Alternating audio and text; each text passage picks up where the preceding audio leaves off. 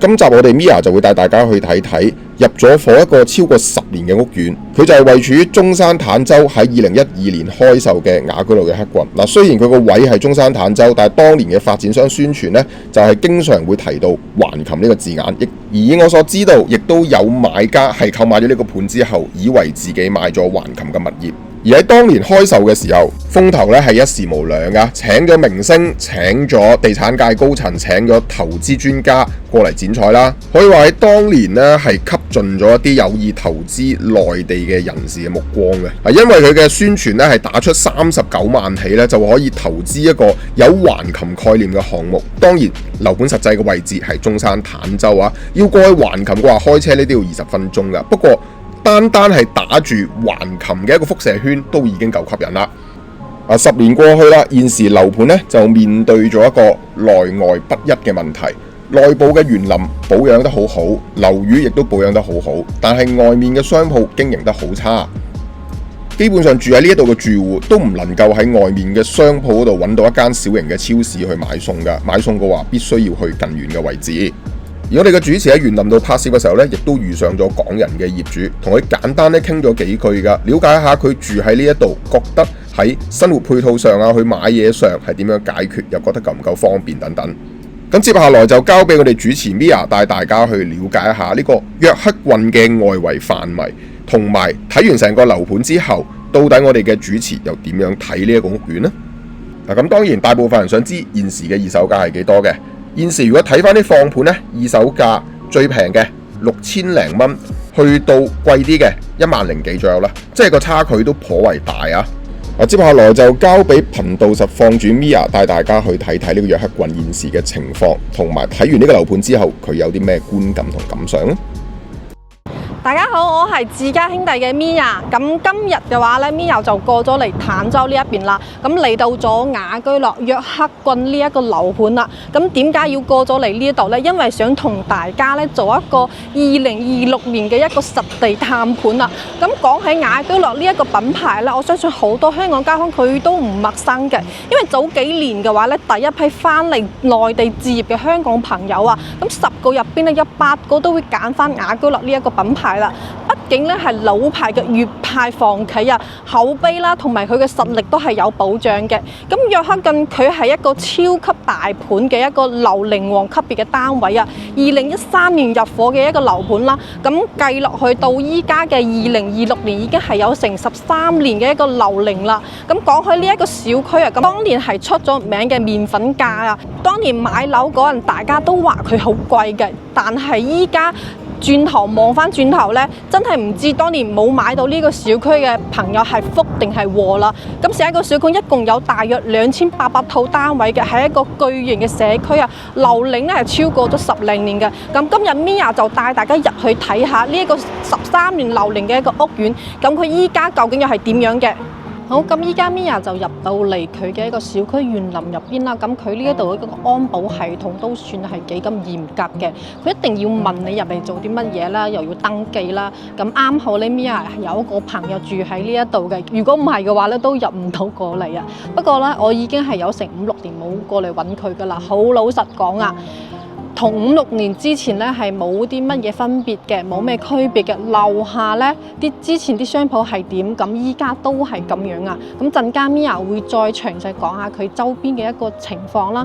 OK， 咁我哋依家就言歸正傳啦。咁好多朋友就會問啦，Mia，咁約克郡過咗咁多年啦，到咗2026年係咪已經係好殘啦？咁周邊係咪仲係荒山野嶺啊？咁 Mia 嘅話咧，今日就要同大家拋開濾鏡咧，講最貼地、最真實嘅一個情況啊！首先我哋講下佢小區園林內部一個配套啦。講一句公道説話啦，雅居樂嘅園林做得真係有佢嘅一個功底嘅。咁頭先 Mia 都行咗圈啦。咁到咗2026年啊，咁佢呢一度一個5大主題園林啦，包括我身後面一個噴水池廣場啦、會所泳池區啦，同埋湖景區啦，保養得都算係唔錯嘅。咁包括佢嘅一個外立面啊，保養得都算係非常之新淨啊。咁你睇呢一啲大樹啦，2013年種落去嘅，咁依家就已經成咗林㗎啦。咁夏天行入嚟都幾陰涼嘅。咁小區係做咗人車分流啦，咁地庫咧就係入車嘅，咁地面咧就俾人行嘅，細路仔跑嘅。佢仲會有籃球場、網球場、羽毛球場啦，健身房都係齊全㗎啦。咁對於家庭嚟講嘅話咧，帶仔女啊、老人家散步啦，咁呢一度嘅環境咧係足夠嘅，甚至咧比某啲新嘅樓盤縮水版嘅園林仲要實用添喎。咁佢呢一個會所咧係2層高嘅一個會所嚟嘅，咁入邊會有乒乓球啦，同埋佢嘅健身房呢啲都係齊嘅。咁不過咧，依家可能依家就係冇人喺度噶啦，依家工作人員都唔喺度噶啦，因為係對外開放，但係咧可能就唔夠人口支撐佢去營業呢一個會所嘅。好坦白講，以冇人用，又或者係冇人喺度站崗管理嘅情況之下，佢真係 keep 得唔錯。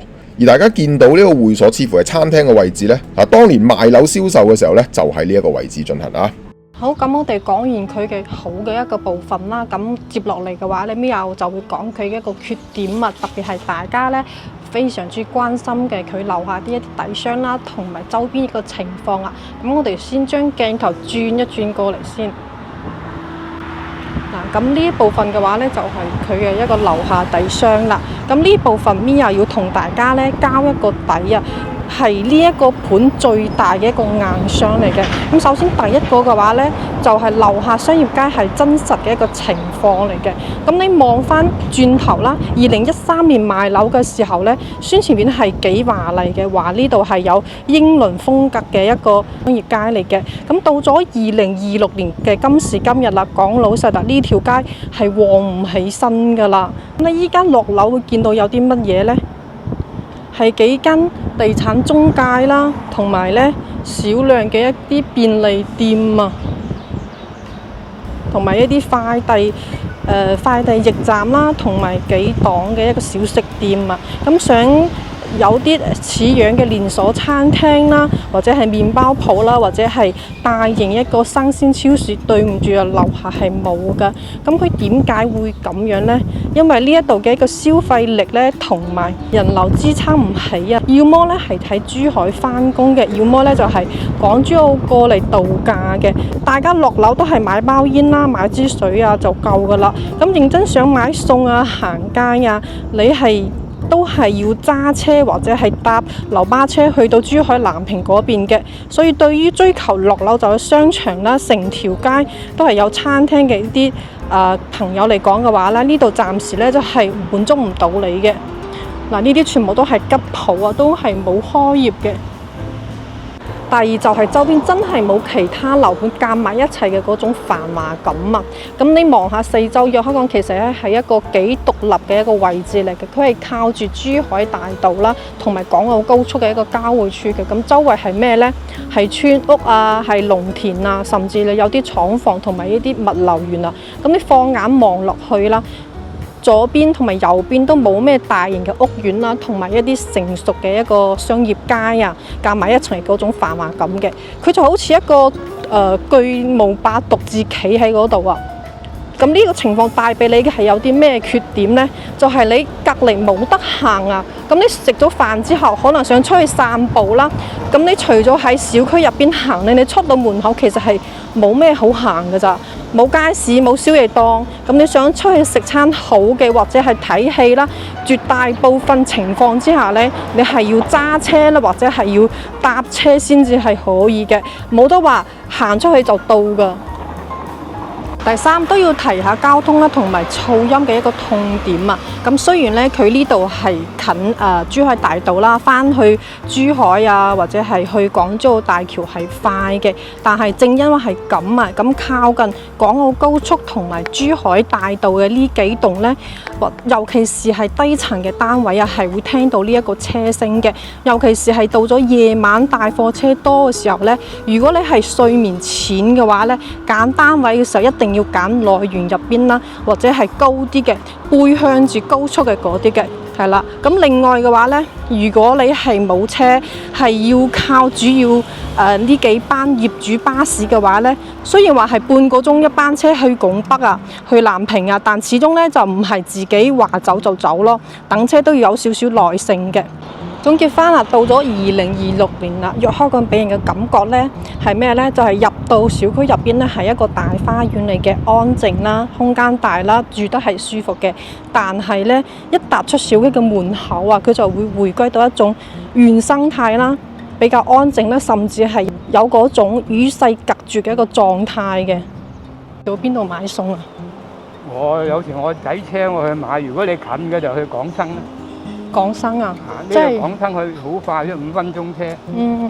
因為要去嗰度買先有。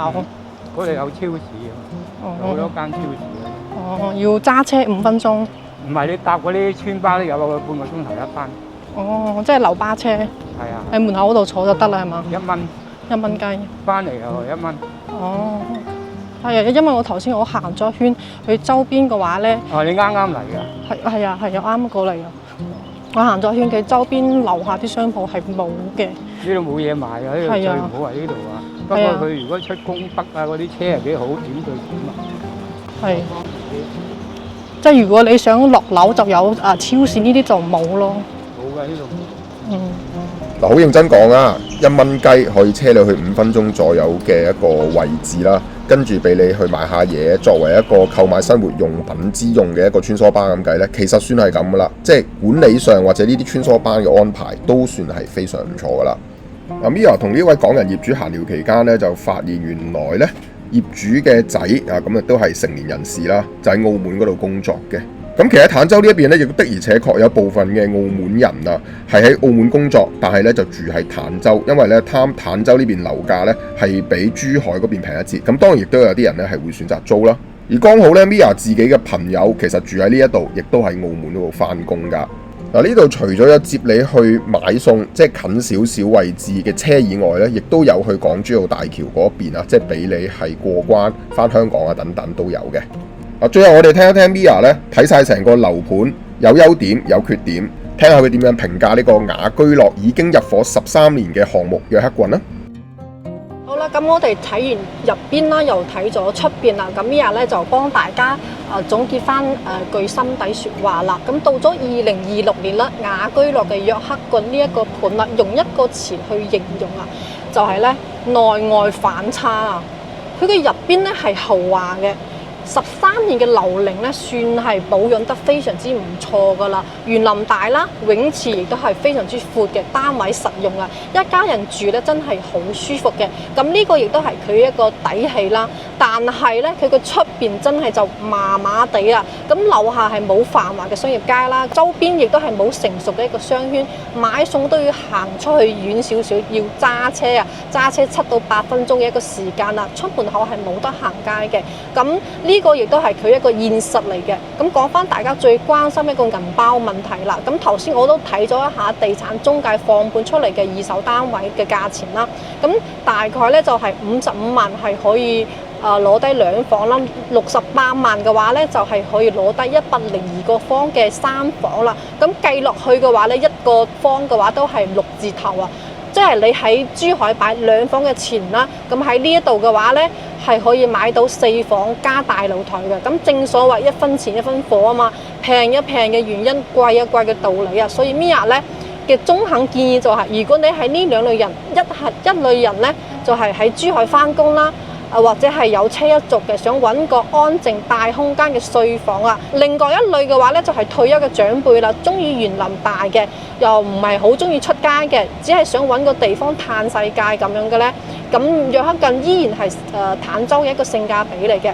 但係呢，如果你係追求繁華啦，中意落樓就有得行街嘅，又冇車又唔想等巴士嘅朋友，咁呢度可能就唔係你嘅心水單位啦。咁好啦，咁今日嘅話呢，我哋嘅探盤就到呢度啦。咁如果你想了解更多或者係想睇睇坦洲其他樓盤嘅對比，咁之前 Mia 都有出過一條片嘅，即係坦洲值得買嘅樓盤。咁感興趣嘅朋友都可以翻到我之前嘅影片睇嘅。OK， 咁記得就訂閱翻我哋嘅自家兄弟啦，可以私信或者係約埋 Mia 出嚟實地睇樓都冇問題嘅。OK， 咁今期視頻就分享到呢度啦，我哋下一期再見，拜拜。